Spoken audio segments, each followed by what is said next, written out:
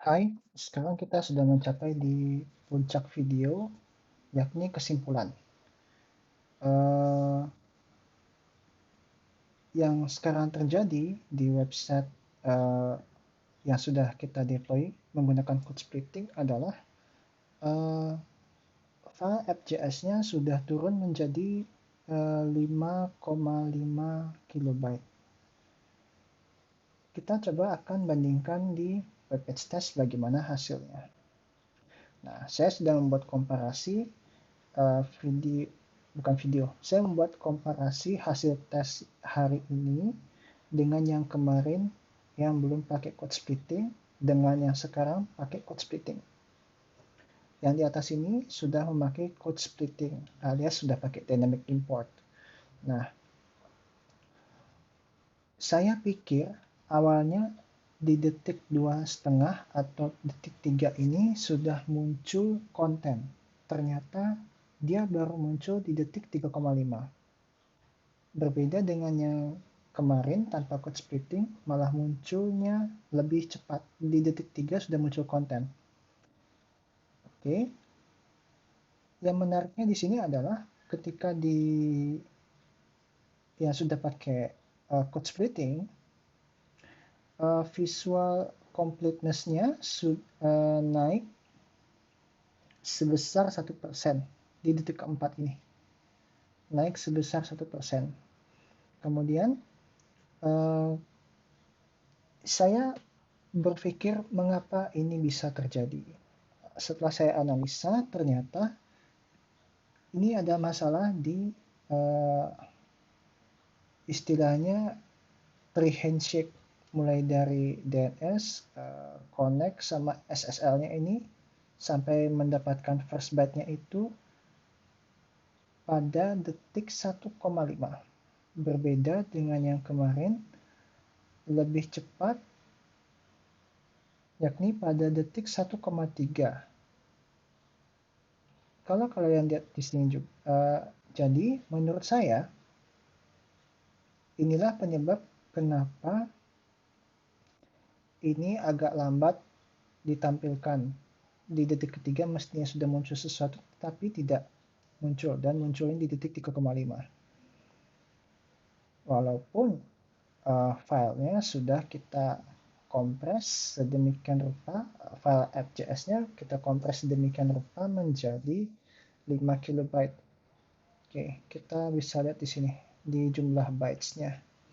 Di jumlah bytes-nya ini yang sekarang sebesar 5,436 kilobyte berdasarkan hasil web page test, dan yang ini sebesar 11,410 kilobyte yang di video kemarin, di website kemarin yang mengimplementasikan code splitting.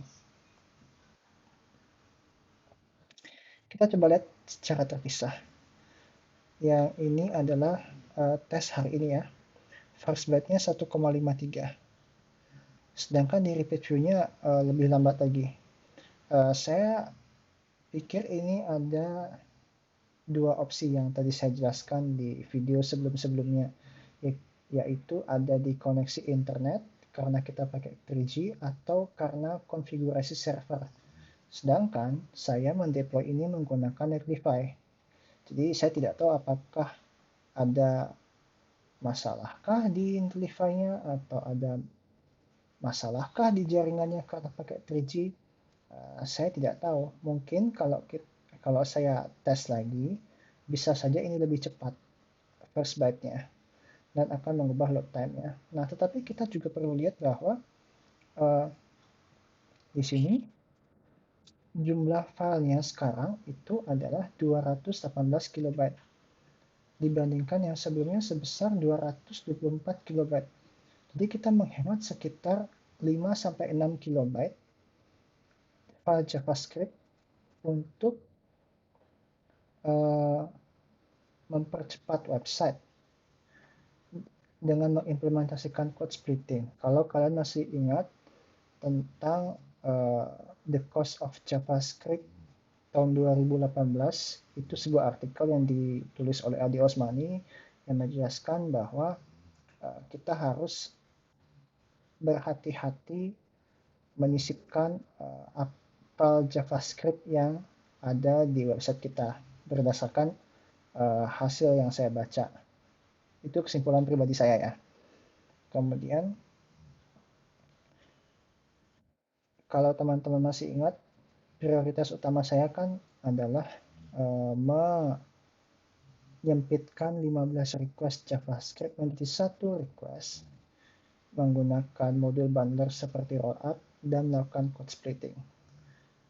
Oke, walaupun hasilnya tidak sesuai dengan ekspektasi karena first batch-nya, tetapi saya sudah cukup puas karena sudah mengimplementasikan code splitting menggunakan dynamic import. Jadi kita sama-sama belajar bagaimana cara makainya, sekilas itu apakah, bukan sekilas itu apakah, tapi sekilas apakah itu dynamic import, kemudian benefitnya apa, gitu. Dan kita juga sudah belajar bagaimana cara mengetes website, menganalisa website, kemudian membandingkan hasil website satu sama lain, begitu. Oke, sekian dari saya. Semoga bermanfaat. Sampai jumpa di lain kesempatan dan di materi yang berbeda pula. Dadah.